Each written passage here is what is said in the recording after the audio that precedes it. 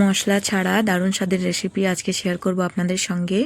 তো পুরো ভিডিওটা দেখবেন আমি কিভাবে তৈরি করছি আজকে তরকারিটা। Hello everyone, Radhe Radhe.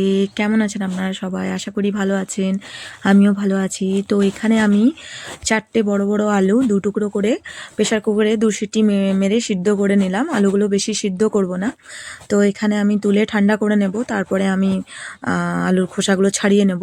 তো এদিকে আমার আলু ঠান্ডা করতে রেখে দিচ্ছি, আর প্রেশার কুকারটা সরিয়ে দিলাম। তো আজকের এই তরকারিটা এত সিম্পলভাবে আমি বানিয়ে দেখাবো আপনাদেরকে যে আপনি পরোটা বা লুচি যে কিছুর সঙ্গেও খেতে খুবই দুর্দান্ত লাগবে। তো পুরো ভিডিওটা দেখবেন, তবে বুঝবেন যে কি করে দেওয়া হলো, কি দিয়ে তৈরি করলাম আজকের তরকারিটা। তো এখানে আলুটা আমার খোসাটা ছাড়িয়ে নিয়েছি, আর এখানে আমি 2টো মিডিয়াম সাইজের টমেটো কেটে নিলাম, আর 3টে কাঁচা লঙ্কা কেটে নিয়েছি। আর এখানে আমি ফোড়নে নিয়েছি আপনার 1/2 চামচ গোটা জিরে, 1/2 চামচ সরষা, আর আপনার 1/2 চামচের একটুখানি হিং, আর আপনার নিয়েছি কারি পাতা, যেটা আমাদের গাছেরই ছিল টাটকা। তো এখানে আমি তেল বসিয়ে দিচ্ছি, আর তেল গরম হয়ে গেছে, নিয়ে আমি ওই ফোড়নটা দিয়ে দেবো এর মধ্যে। ফোড়নটা একটু লাল হয়ে উঠলেই কেটে রাখা টমেটো আর কাঁচা লঙ্কাটা দিয়ে দেবো। তো এখানে আমার লাল হয়ে গেছে। হিংটা অবশ্যই দেবেন, হিংটা না দিলে টেস্টটা আসবে না। হিং আর কারি পাতাটা মাস্ট আছে এই তরকারিটার জন্য। তো এখানে আমি টমেটোটা আর কাঁচা লঙ্কা দিয়ে দিলাম, আর এখানে আমি হলুদ আর নুন দিয়েছিলাম, সেটা আমি ভিডিওটা নিতে পারিনি, ক্লিপটা আমার ছাড়া হয়ে গেছে। তো এখানে আমি 2 চামচ নুন, আর ছোটো চামচে 2 চামচ নুন আর 1/2 চামচ হলুদ দিয়ে মশলাটাকে একটু ঢেকে কষিয়ে নেব। যখন টমেটোগুলো একটু একদম লো ফ্লেম রাখবো, টমেটোগুলো যাতে গলে যায় ভালো করে। তো দেখুন টমেটোগুলো অনেকটাই গলে গেছে। তো এবার এর মধ্যে আমি আলুটা দিয়ে দেবো, ভালো করে একটু ম্যাশ করে নিলাম যাতে টমেটোটা ভালো করে গলে যাক। তো এখানে গলে যাওয়ার পরে আমি এখানে এবার আলুগুলো দিয়ে দেবো। আলুগুলোকে আমি এরকম কেটে নিয়েছি ছোট ছোট সাইজের। আর বেশি সিদ্ধ করবেন না, বেশি সিদ্ধ করলে কিন্তু ভালো লাগবে না, আলুগুলো পুরো গলে যাবে, যার জন্য টেস্টটা খারাপ হয়ে যাবে। তো এখানে আমি ভালো করে মশলার সঙ্গে কষিয়ে নেব। আর এটাতে আর কিছু মশলা পড়ে না, এইভাবে এটাকে বানাবেন, আর এত টেস্টি হবে, না বানালে বুঝতে পারবেন না যে তরকারিটা তত টেস্টি হয়েছে।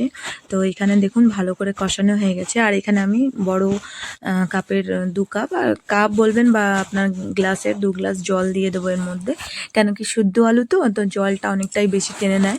তো এখানে আমি 2 গ্লাস জল দিয়ে দিলাম, আর জলটা দিয়ে পরে এবার আমি ঢাকা দিয়ে কমসে কম 10 মিনিটের মতন প্রথমে ফুটতে দেব, তারপরে দেখে নেব যে কতটা কি হলো। তো এখানে আমার মিডিয়ামটাকে একটু বাড়িয়ে দিলাম যাতে ফুটে উঠবে তাড়াতাড়ি। তো এখানে ফুটে উঠেছে, দেখে নিচ্ছি আমি কতটা কি আছে।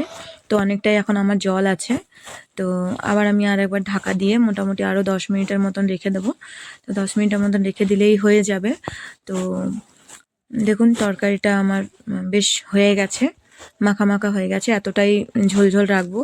আর এখানেও একটু আলুটাকে ম্যাশ করে দেবো যাতে পুরো ঝোলটা ঘন ঘন হয়ে যাক একটু। আর আপনারা চাইলে আর একটু ঝোল রাখতে পারেন, কিন্তু এইটুকু আমাদের জন্য ঠিক আছে। তো এখানে ভালো করে ম্যাশ করে নিলাম, ম্যাশ করে নেওয়ার পরে এখানে আমি এবার দিয়ে দেবো এর মধ্যে কেটে রাখা ধনে পাতা।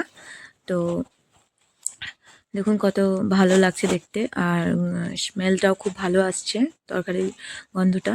তো এখানে ধনেপাতা দিয়ে দিচ্ছি। তো আপনারাও একবার ট্রাই করবেন এইভাবে, খুবই টেস্টি হয় তরকারিটা, ঝটপট হয়ে যাওয়া, বেশিক্ষণ টাইম লাগে না। আর এখন আমি ধনেপাতা দিয়ে দিলাম। আর এর সঙ্গে আজকে আমি গরম গরম লুচি করব, আটার লুচি। আমাদের ময়দা লুচি বেশি খাওয়া হয় না, তো আটা লুচিটাই করি, আর খুবই টেস্টি লাগে। পরোটাও করে খেতে পারেন, আমার তো খুবই ভালো লাগে। তো এখানে আমার তরকারি হয়ে গেছে। অনেক অনেক ধন্যবাদ পুরো ভিডিওটা দেখার জন্য। ভিডিওটা যদি ভালো লাগে আপনাদের, আমার এই রেসিপিটা ভালো লাগে, তো অবশ্যই একটা লাইক করবেন, একটা কমেন্ট করবেন, আর আমার এই চ্যানেলটাকে সাবস্ক্রাইব করে নেবেন, পাশে থাকবেন। আর সুস্থ থাকবেন, ভালো থাকবেন সবাই মিলে।